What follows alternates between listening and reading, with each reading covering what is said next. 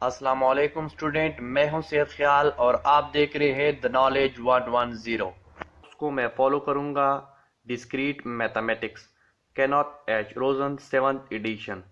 जिस सीक्वेंस में टॉपिक है उस सीक्वेंस में वीडियो बनाऊंगा और जो इम्पोर्टेंट है वो सारा कवर करूंगा। लेकिन चैप्टर 1 पे जाने से पहले मैंने सोचा कि ये बताऊं कि डिस्क्रीट मैथमेटिक्स है क्या और हम पढ़ते क्यों हैं। क्योंकि इट्स माय ऑब्जर्वेशन के स्टूडेंट इसमें हमेशा दिलचस्पी कम लेते हैं।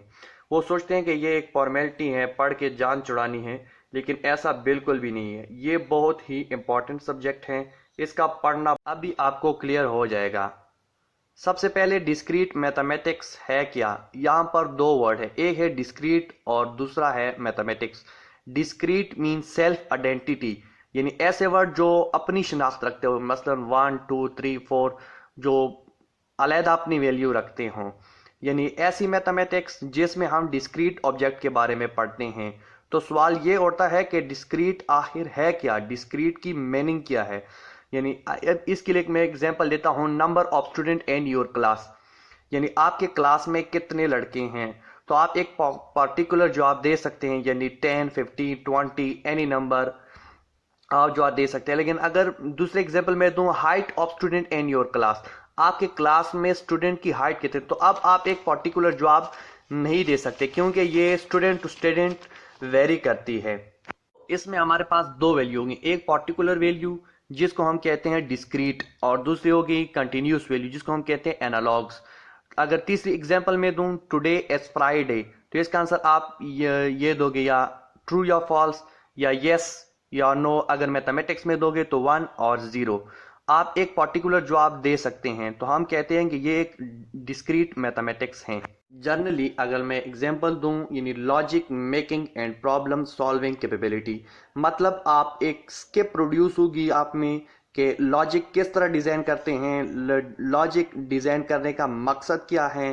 किसी भी मसले को सॉल्व करना चाहते हो तो उसके लिए आप स्टेप बाय स्टेप सोचते हैं कि अगर मैं इस तरह सॉल्व करूंगा तो जवाब इस तरह आएगा।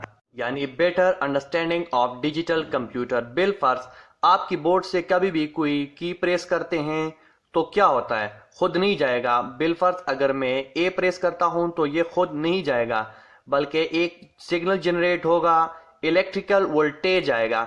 जब आप की प्रेस करते हैं तो हाई यानी 1, और जब छोड़ दिया तो लो 0। तो इस सूरत में हर सिग्नल जाएगा, पूरे पीसी के अंदर 0 1 के फॉर्म में आपका सिग्नल जा रहा होता है। तो ये क्या है, डिस्क्रीट है। इसके अलावा आपका सीपीयू, यानी आप कंप्यूटर साइंस के स्टूडेंट हो तो मतलब कंप्यूटर की स्टडी करना चाह रहे हो ना।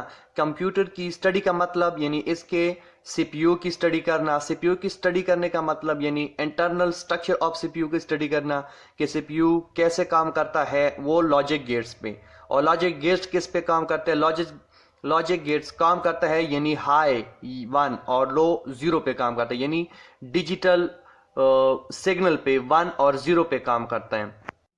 अगले लेक्चर में हम पहला चैप्टर शुरू करेंगे, discrete mathematics and its application. अब तक आपने ये समझा कि डिस्क्रीट मैथमेटिक्स है क्या, ऐसी मैथमेटिक्स जिसके अंदर हम डिस्क्रीट ऑब्जेक्ट डिस्क्रीट वैल्यू के बारे में पढ़ते हैं। Thanks for watching and don't forget to subscribe.